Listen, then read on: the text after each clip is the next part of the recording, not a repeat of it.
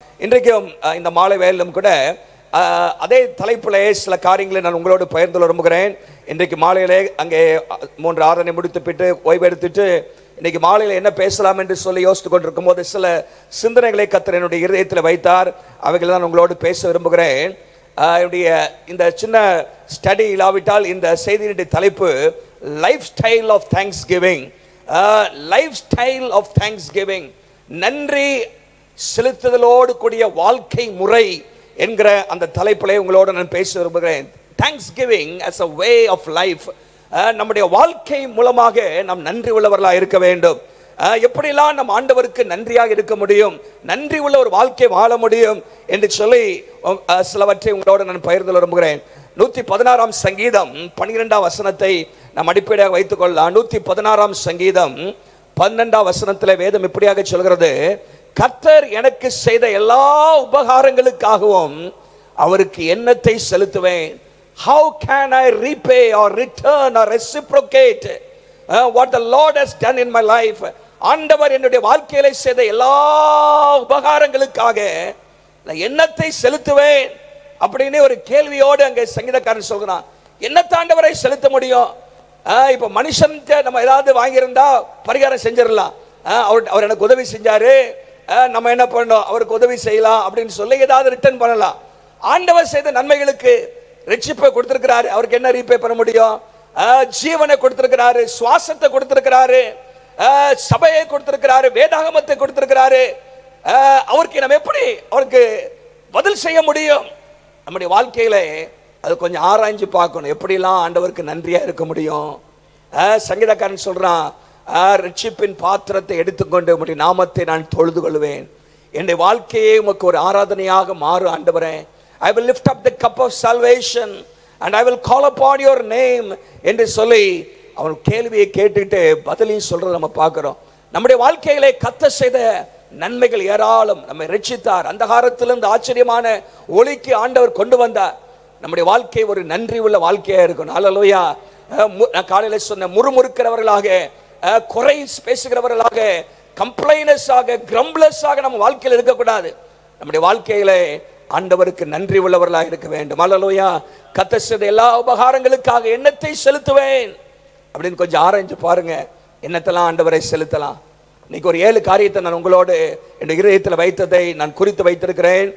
நான் உங்களோடு பேச விரும்புகிறேன். ஆண்டவருடைய நாம மகிமைப்படுவதாக. Number 1, how can we give thanks to the Lord? How can we live a lifestyle of thanksgiving? நம்ம வாழ்க்கையில எப்படி வாழ முடியும்? முதலாவதாக number 1, verbally thank God in prayer. ஜெபத்தின் மூலமாக, வாயினாலே, வார்த்தையினாலே கர்த்தருக்கு நன்றி செலுத்துங்க. ஹல்லேலூயா. அதான் ரொம்ப ஈஸியானது. அது ரொம்ப ஈஸியானது. கர்த்தருக்கு நன்றி எண்ணி பார்த்து ஆண்டவருக்கு நன்றி சொல்லணும். பொதுவாக நன்றி என்று சொல்வதல்ல, பொதுவாக மன்னிப்பு விடும் அப்படின்னு சொல்வதில்ல. ஆண்டவர்கிட்ட கேட்கணும், இந்த காரியத்துக்கெல்லாம் என்ன மன்னியும் அப்படின்னு நம்ம ஆண்டவர்கிட்ட அறிக்கை செய்யணும். ஆராய்ந்து பாரும், இதெல்லாம் தவறு செய்திருக்கிறேன். அதே போல எண்ணி பார்த்து ஆண்டவருக்கு நன்றி செலுத்தணும் உதடுகளின் மூலமாக, வெர்பலி. எபிரேயர் 13ஆம் அதிகாரம் 15ஆம் வசனத்துல, எபிரேயர் 13:15 சொல்கிறது, உதடுகளின் கனியாகிய ஸ்தோத்திர பலி, fruit of our lips, உதடுகளின் கனி. சங்கீதக்காரன் 34ஆம் சங்கீதம் 1ஆம் வசனத்துல சொல்றாரு, கர்த்தரை துதிக்கிற துதி, கர்த்தரை நான் காலத்தில் ஸ்தோத்தரிப்பேன், அவர் துதி என் வாயில் இருக்கும் என்று சொல்கிறார். அப்போ வாயினாலே ஆண்டவருக்கு நன்றி செலுத்த வேண்டும். ஆண்டவர் செய்த ஏராளமான அற்புதங்கள் இருக்கு. அதுல இருந்து சில உதாரணங்களை சொல்ல விரும்புறேன். நம்ம எல்லாருக்கும் தெரிந்த ஒரு காரியம் லூக்கா 17 இருக்கு, 11 to 19 வரைக்கும். 10 குஷ்டரோகிகளை ஆண்டவராக இயேசு சுஸ்தமாக்குகிறார். நீங்க பாத்தீங்கன்னா 10 பேர் வந்து நிற்கிறாங்க. குஷ்டரோகம் என்று சொன்னால் ஒரு கொடுமையான ஒரு வியாதி. அது அவர்கள் சமுதாயத்தை விட்டு புறக்கணிக்கப்பட்டவர்களாக, சமுதாயத்துக்கு வெளியே வாழ வேண்டிய ஒரு சூழ்நிலை. குஷ்டரோகிக்கு உணர்வில்லாத ஒரு வாழ்க்கை. அவனுக்கு என்ன பிரச்சனை அவனுக்கே தெரியாது. உணர்வு சென்சிட்டிவ்னஸ் இருக்காது. அப்படிப்பட்ட மோசமான ஒரு வியாதி கொண்டிருந்த மக்கள் 10 பேர் வராங்க. ஐயரே, தேவனே எனக்கு இரங்கும், தாவீதின் குமாரனே இரங்கும் என்று சொல்லி ஆண்டவரிடத்துல கேட்கிறாங்க. ஆண்டவர் இயேசு சொல்றாரு, போய் ஆசாரியர்களுக்கு காண்பீங்கன்னு சொல்லும் போது போகிற வழியிலே சுஸ்தமாகிறார்கள். ஒருவன் மாத்திரம், எல்லாரும் உணர்றாங்க, ஆனா ஒருவன் மாத்திரம் திரும்பி வந்து என்ன செஞ்சானா? வாசிங்க, அங்கே 17ஆம் அதிகாரத்தில் பாதத்திலே விழுந்து 16ஆம் வசனம், அவருக்கு ஸ்தோத்திரம் செலுத்தினான், நன்றி அப்படின்னு சொன்னானா. ஆண்டவரே உமக்கு ஸ்தோத்திரம், he thanked him, நன்றின்னு சொன்னான். he expressed his thanks in his word, with his words. அவருடைய வார்த்தையினாலே ஆண்டவருக்கு நன்றி செலுத்தினான். நம்முடைய வாழ்க்கையிலே நம்முடைய வாய் கர்த்தரை துதிக்கணும். அல்லேலூயா. வாய் எதுக்கு தந்திருக்கிறாரு? புரணி பேசுறதுக்கு, ஆண்டவரை நன்றி செலுத்துவதற்கு, துதிப்பதற்கு. அல்லேலூயா. இந்த வாயினாலே ஆண்டவருக்கு நன்றி அப்படின்னு சொல்லணும். நன்றி, தேங்க் அப்படிங்க, அந்த நன்றிங்கிற வார்த்தையில ஆண்டவர் மகிழ்கிறார். அல்லேலூயா. நன்றி இயேசுவே. ஒருத்தர் சொல்றாரு, நீங்க நன்றி இயேசுவேன்னு சொன்னீங்கன்னா ஆண்டவருக்கு ஒரு கிஸ் கொடுக்குற மாதிரி. அல்லேலூயா. நன்றி இயேசுவே அப்படின்னா ஆண்டவருக்கு நம்ம நேரா போய் என்ன பண்ண முடியாது, பிசிக்கலா கிஸ் பண்ண முடியாது. But when we say Lord I thank you, Jesus I love you, I thank you for the life, for the salvation, for all the spiritual material blessings என்று சொல்லும் பொழுது ஆண்டவர் மகிழ்கிறார். அல்லேலூயா. பாருங்க, ஸ்தோத்திரம் செலுத்தினார், ஆண்டவர் மகிழ்ச்சி அடைந்தார். அவனுக்கு சுகத்தை மாத்திரமல்ல, அவனுக்கு ரட்சிப்பையும் ஆண்டவர் கொடுத்து ஆசீர்வதிக்கிறார். மற்ற 10 பேர் எங்கே என்று ஆண்டவர் கேட்கிறதை பார்க்கிறோம். சோ வெர்பலி வார்த்தையினாலே தேங்க் காட், ஆண்டவருக்கு நன்றி செலுத்துங்க, துதியுங்கள் ஆண்டவரை. உங்க வாயின் வார்த்தைகளை பயன்படுத்துங்கள். பல விதத்தில் நம்ம வாய் தான் பயன்படுத்துறோம், ஆனால் நேரடியாக ஆண்டவரிடத்தில் வாயின் மூலமாக கர்த்தரை துதிக்க வேண்டும். இங்கே இந்த மனுஷன் அவன் அப்படி கர்த்தரை ஸ்தோத்திரம் செலுத்தினான். தான் பெற்ற அந்த ஆசீர்வாதத்திற்காக, சுகத்திற்காக ஆண்டவரை சமூகத்திலே வந்து நன்றி செலுத்தினான். நம்முடைய வாழ்க்கையில நன்றி உள்ளவர்களா இருக்கணும். அல்லேலூயா. நிறைய விதத்துல நன்றி இல்லாம இருக்கிறோம். many times we take things for granted, but we are supposed to take things with gratitude.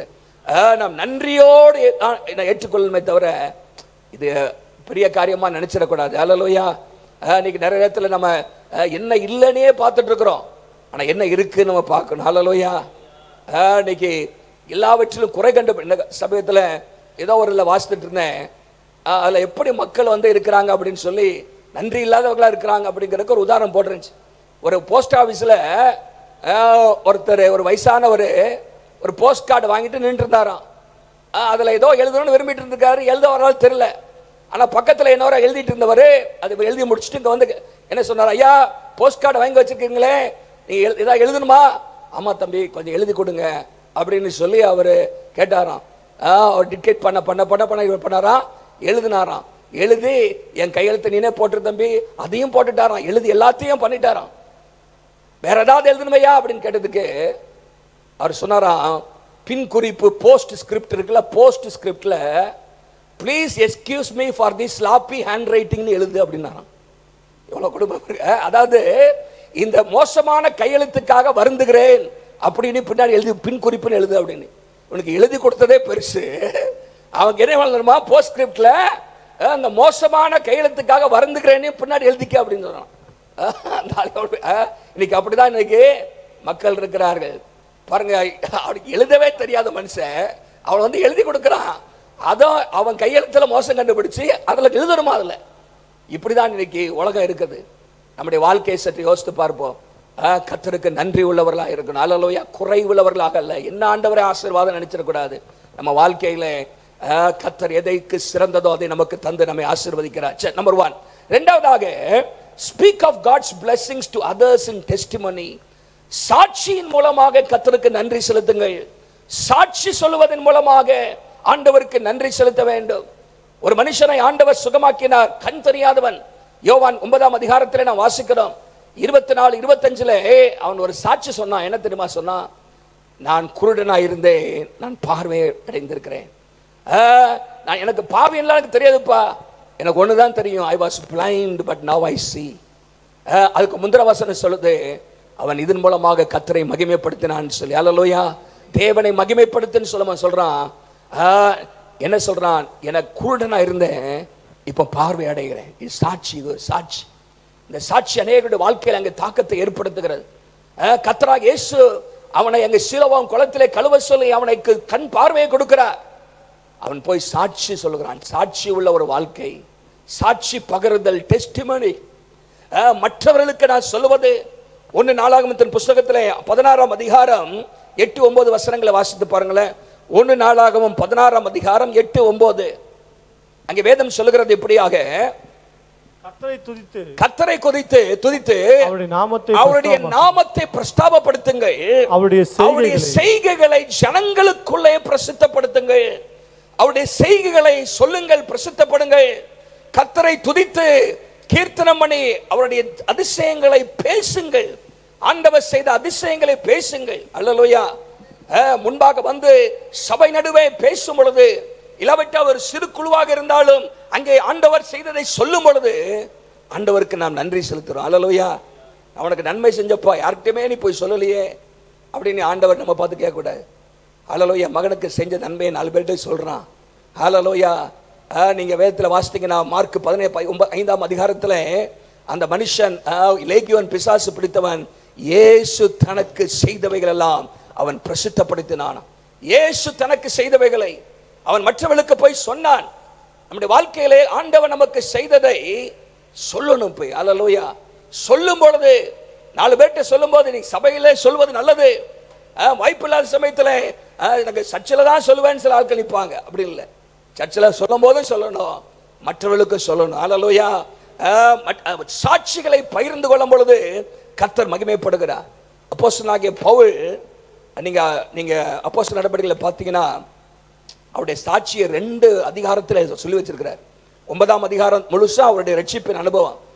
அவருடைய சாட்சியை 22ஆம் அதிகாரத்தில் அவர் சாட்சி சொல்றார். ஒரு நீண்ட சாட்சி.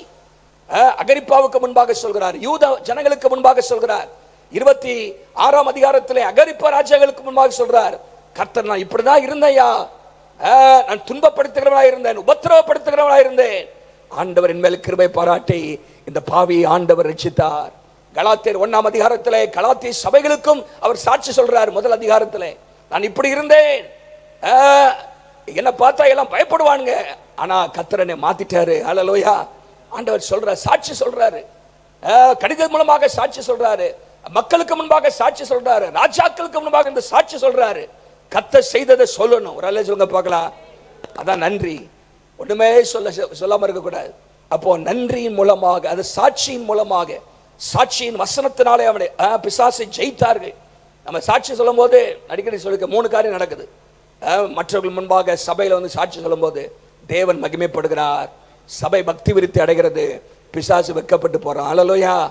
God is glorified, people are edified and devil is put to shame.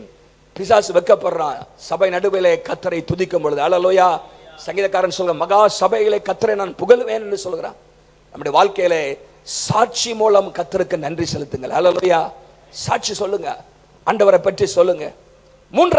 மூன்றாவதாக கீழ்ப்படிதலின் மூலம் கர்த்தருக்கு நன்றியாயிருங்கள். கீழ்ப்படிதலின் மூலம் obedience ரொம்ப ரொம்ப முக்கியம்.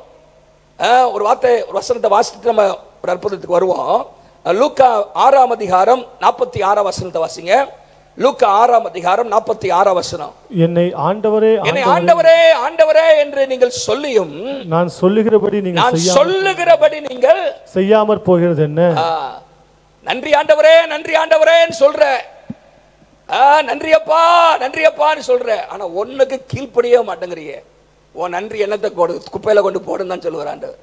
உன் நன்றியை கொண்டு நான் சொல்றதுபடி ஒண்ணுமே ஆண்டவர் கேட்கிறா பாருங்க. ஆண்டவரேன்னு சொல்ற, கத்தாவேன்னு சொல்ற, நன்றின்னு சொல்ற, எத்தனையோ நன்மைகளை உனக்கு செஞ்சிருக்கிறேன், ஆனா why don't you do what I say? நான் சொல்றதுக்கு ஒன்றும் கீழ்ப்படிய மாட்டேங்கிறியப்பா. அப்போ லைஃப் ஸ்டைல் ஆஃப் தேங்க்ஸ் கிவிங்னா ஆண்டவர் சொல்றதுக்கு கீழ்ப்படுகிற ஒரு வாழ்க்கை. அல்லேலூயா. இந்த அதே லேகியோன் பிசாசு பிடிச்ச மனுஷன் சுகமானவன அவன் என்ன விரும்பினான் தெரியுமா? அவன் விருப்பம் என்னன்னா கர்த்தரோடு இருக்கணும்னு தான் விரும்பினான். ஆண்டவர் சொல்றாரு, இல்ல நீ போ, உன் இனத்தாரிடத்துல போ அப்படிங்கிறார். உடனே கீழ்ப்படிஞ்சு போறான். ஒரு அல்ல சொல்லுங்க பார்க்கலாம். அதான் நன்றி உள்ள வாழ்க்கை. அல்லேலூயா. இல்ல நீ என்ன சொல்றது, நான் அப்படி கேட்கல, போறான். ஆண்டவர் சொன்னதை 10 பட்டணத்தில் தெக்கப்பள்ளி முழுசும் போய் சொல்றான், இனத்தார்கிட்ட போய் சொல்றான், கீழ்ப்படுகிறான் ஆண்டவருடைய சத்த. அதுதான் நன்றி. ஆண்டவர் செஞ்சா சொன்னா நம்ம வாழ்க்கையில அவர் சொல்றதை செய்யறது தான் நாம் ஆண்டவருக்கு நன்றியா இருக்குன்னு அர்த்தம். சும்மா வாயில சொல்றது அதே சொல்ல மாட்டேங்கிறாங்க. ஆனா ரொம்ப ரொம்ப எளிமையானது வாயில நன்றின்னு சொல்றது. ஆனா ஆண்டவர் அதோட நிப்பாட்டிராத, நாம் சொல்றதுக்கு கீழ்ப்படிங்கிறார் ஆண்டவர். அல்லேலூயா. நன்றின்னு சொல்லிட்டு போறது அது ஈஸியா இருக்கலாம். ஏசப்பா உமக்கு நன்றி, நல்லது சொல்லணும். ஆனா அதோட நிப்பாட்டுவதல்ல. we must obey God's word. ஆண்டவருடைய வார்த்தைக்கு நம்முடைய வாழ்க்கையில கீழ்ப்படியணும்னு கர்த்தர் விரும்புகிறார். ஹல்லேலூயா. நீங்க தாவீதுடைய வாழ்க்கையில நீங்க பாத்தீங்கன்னா, தாவீது ஆண்டவர் தன்னுடைய வாழ்க்கையில செய்தவைகள் எல்லாம் உணர்றார். ஆடுகளின் பின்பாக போய்கொண்டிருந்த என்னை ஆண்டவரே, சமஸ்த இஸ்ரவேலுக்கும் ராஜாவாக மாற்றினரே, நான் எம்மாத்திர ஆண்டவரே, என் வீடு எம்மாத்திர ஆண்டவரே. 2 சாமுவேல் 7ஆம் அதிகாரத்துல அவர் சொல்றாரு, விவரிச்சு சொல்றாரு, என்னை தெரிந்து கொள்வதற்கு நான் எம்மாத்திரம்.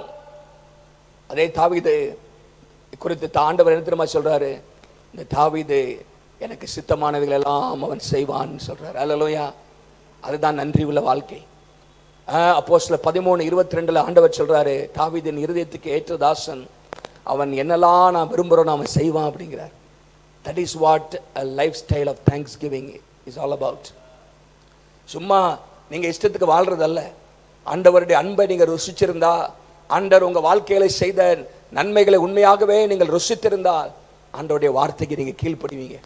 தாவீதுடைய வாழ்க்கையில முழுசும் நீங்க பார்த்தீங்கன்னா, அவருடைய வாழ்க்கையில மேலோங்கி நிற்கிற ஒன்று, ஆண்டவருடைய கேட்டு எல்லாம் செய்வார். 1 சாமுவேல் 23:1-4 வரைக்கும் வாசித்து பாருங்க. அது தொடர்ந்து பல பகுதிகள் இருக்கிறது.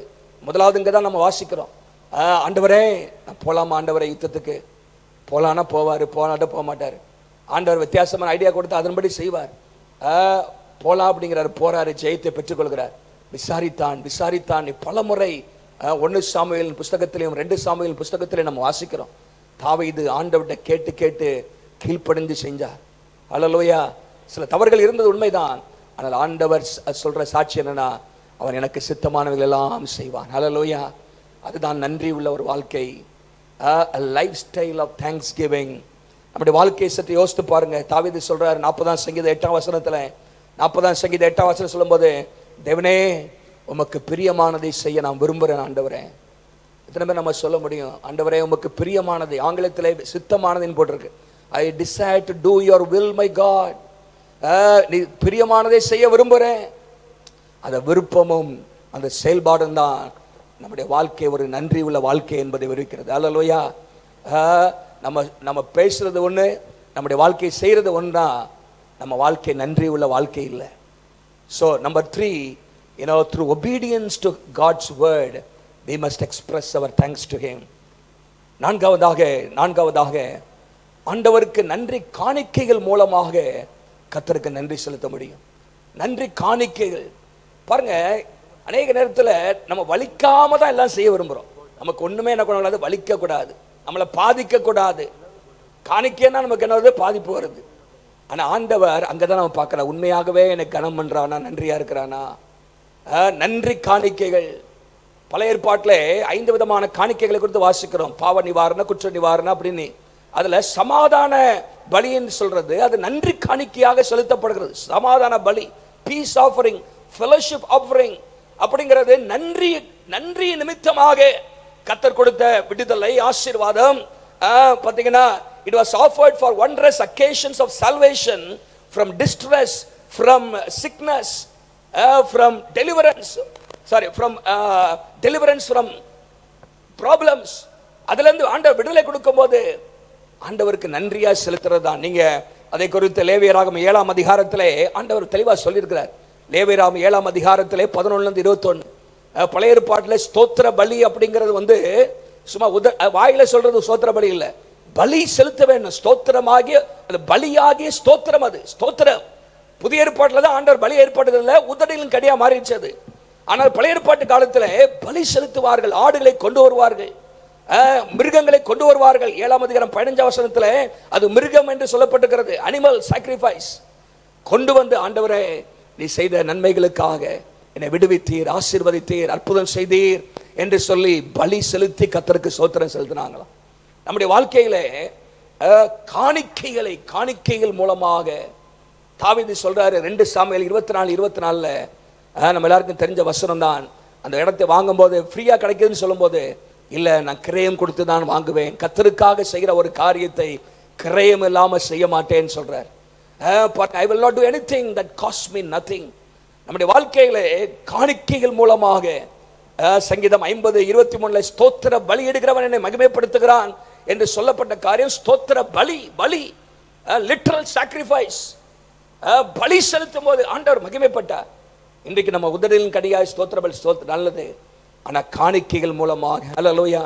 ஆண்டவரே நீ தந்த ஆசீர்வாதத்துக்காக ஸ்தோத்திர, உயர்வுகளுக்காக ஸ்தோத்திர, ஆண்டவரே நீ தந்த வருமானத்துக்காக ஸ்தோத்திர என்று சொல்லி தசோபாங்களை மாத்திரமல்ல, நம்முடைய வாழ்க்கையில நன்றி உள்ள இருதயத்தோடு ஹல்லேலூயா நன்றி காணிக்கைகளை செலுத்தும் பொழுது ஆண்டவர் அதில் மகிமைப்படுகிறார். ஹல்லேலூயா. நன்றி காணிக்கைகள் மூலமாக கர்த்தருக்கு நன்றி செலுத்த முடியும். இப்ப எத்தனை சொல்லியிருக்கிறேன்? முதலாவது என்ன? உதடுகளின் கனியாகிய ஸ்தோத்திர பலி. வாயின் வார்த்தைகள் மூலமாக நன்றியப்பா, நீ செய்த நன்மைகளுக்காக நன்றி சொல்லி சொல்லி சொல்லணும். சும்மா பொதுவா இல்லை. நான் காலையில் சொன்னேன், ஆவிக்குரிய ஆசீர்வாதங்களுக்காக, உலக பிரகாரமான ஆசீர்வாதங்களுக்காக, துக்கமான காரியங்களுக்காக கூட நம்ம ஆண்டவருக்கு நன்றி செலுத்தணும். நமக்கு உதவி செய்தவர்களுக்காக நன்றி செலுத்த வேண்டும். பலவிதமான காரியங்களை நன்றி செலுத்த வேண்டும். அப்புறம் ரெண்டாவது என்ன சொன்னேன் இன்னைக்கு? இப்போ சாட்சி சொல்லுவதன் மூலமாக கர்த்தருக்கு நன்றி செலுத்த வேண்டும். ஹல்லேலூயா. அதில் கர்த்தர் மகிமைப்படுகிறார். சாட்சிகள். மூன்றாவதாக கீழ்ப்படிதல் மூலமாக. கீழ்ப்படிதல். அந்த அற்புதத்தை நீங்க பார்த்தீங்கன்னா அந்த லேகியன் பிசாசு சொன்னேன், அவன் போனான், ஆண்டவர் சொன்னவனை கீழ்ப்படிஞ்சான். அதில் அவன் ஆண்டவருக்கு அவன் நன்றி உள்ளவனாக இருந்தான். காணிக்கைகள் மூலமாக. ஐந்தாவதாக serving people with your time, talent and treasure. நம்முடைய நேரம், தாளந்து, பணத்தை வைத்து தேவ ஜனங்களுக்கு பணி செய்வது மூலமாக நன்றியா இருக்கலாம். ஹல்லேலூயா.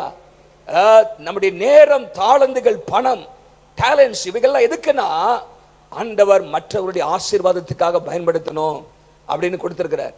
அப்போ ஆண்டவர் கொடுத்தது நம்ம சுயநலத்துக்காக பயன்படுத்துறது இல்லை.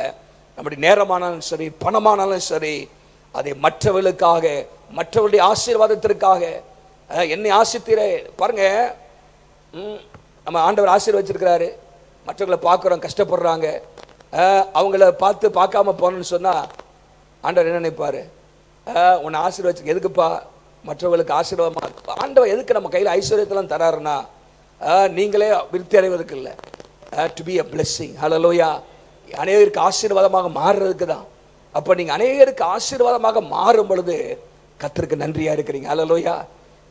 நான் உன்னை ஆசீர்வதிப்பேன், நீ ஆசீர்வாதமாக இருப்பாய். அதுதான் ஆண்டவருடைய திட்டம். அப்போ நம்ம வாழ்க்கையிலே நம்முடைய நேரத்தின் மூலமாக மற்றவர்களுக்கு ஆசீர்வாதம் இருக்கணும். நேரத்தை மற்றவர்களுக்கு பிரயோஜனமாக பயன்படுத்தணும். நம்முடைய தாளந்துகளை மற்றவர்களுக்கு பிரயோஜனமாக பயன்படுத்தணும். நம்முடைய பொருட்களை கர்த்தருக்கு மகிமையாக மற்றவர்களுடைய ஆசீர்வாதத்திற்காக பயன்படுத்தணும். அவைகளை செய்யும் பொழுது நம் கர்த்தருக்கு நன்றி உள்ளவர்களாக இருக்கிறோம். இவர்கள் செய்வதன் மூலமாக சபை, திருச்சபை, தேவ ராஜ்யத்தை நம்ம கட்ட முடியும். ஹல்லேலூயா. ஆக அப்படி ஆண்டவருக்கு நன்றி உள்ளவர்களாக நாம் இருக்க முடியும் என்று கர்த்தர் சொல்கிறார். ஆறாவதாக sharing the gospel with others. சுவிசேஷத்தை மற்றவர்களுக்கு அறிவிப்பதன் மூலமாக ஆண்டவருக்கு நாம் நன்றியா இருக்கலாம். ஹல்லேலூயா. ஆண்டவர் நம்ம ரட்சித்திருக்கிறாரு. யார் மூலமா அனுப்பி நம்ம ரட்சித்திருக்கிறாரு. அப்படிதானே? நீங்க சும்மா உங்கள்ட்ட எல்லாரையும் ஆண்டவர் நேரடியாக தரிசனத்தின் மூலமா ரட்சித்தாரா? இல்லை. யார் மூலமாக சத்தியத்தை கேட்டோம், ரட்சிக்கப்பட்டோம், கர்த்தர் நம்மை தெரிந்து கொண்டார். அப்போ உங்களை தேடி நீங்க யாரோ வரணும்னு சொல்லி யாரோ எதிர்பார்த்துட்டு இருக்கிறாங்க. நீங்க போகலன்னு சொல்லா நம்ம ஆண்டவர் தந்த அந்த ரட்சிப்பின் அனுபவத்திற்கு நாம் நன்றி உள்ளவர்களா இல்லை. ஹல்லேலூயா. அவன் பாருங்க, கர்த்தர் நம்மை பயன்படுத்தணும் விரும்புறாரு. நம்ம இயேசுவை பற்றி மற்றவர்களுக்கு சொல்லும் பொழுது நம்ம என்ன செய்யறோம்? ஆண்டவருடைய ரட்சிப்பிற்கு நாம் நன்றி உள்ளவர்களா இருக்கோம். என்னை ரட்சித்து ஆண்டவரே உமக்கு நன்றின்னு சொல்லிட்டு போறதில்ல, நான் 4 பேருடைய வாழ்க்கையில ரட்சிப்பிற்கு காரணமா நான் மாறுவேன் ஆண்டவரே. ஹல்லேலூயா. அதுதான் நன்றி உள்ள வாழ்க்கை. எப்பா உன்னை எதுக்கு ரட்சித்தேன்? சும்மா நீ உட்கார்ந்துட்டு அழைத்து வந்துட்டு போறதுக்கா? இல்ல, உன் மூலமாக அநேகர் ஆசீர்வதிக்கப்படணும், ரட்சிக்கப்படணும். அதுதான் கர்த்தருடைய திட்டமாக இருக்கிறது. பாருங்க, அந்த ஒரு மனுஷனை 4 பேர் தூக்கிட்டு வராங்க. 4 பேர் தன்னுடைய வாழ்க்கையிலே தேவனுடைய அன்பை அவங்க ருசிச்சிருப்பான். கர்த்தருடைய வல்லமையை தன்னுடைய வாழ்க்கையில ருசிச்சிருப்பான். இயேசுவிட்ட வல்லமை இருக்கு என்பதை தன்னுடைய வாழ்க்கையிலே உணர்ந்திருப்பார்கள். ஏதோ ஒரு காலகட்டத்தில் அவங்க இயேசுடைய ஆசீர்வாதத்தை பெற்றிருக்கலாம். அவனுடைய வாழ்க்கையில இருக்கலாம், எப்படியாகலும் இந்த மனுஷனும் கத்தரை அறியணும், அல்லேலூயா, தூக்கிட்டு வான்னு 4 பேரும் தூக்கிட்டு வரான். ஆண்டவரை உண்மையாகவே அவன் ஆண்டவருடைய அன்பையும் ஆண்டவருடைய வல்லமையும் அவர்கள் தங்களுடைய வாழ்க்கையில உணர்ந்திருக்காவிட்டால் இதை செஞ்சிருக்க மாட்டாங்க.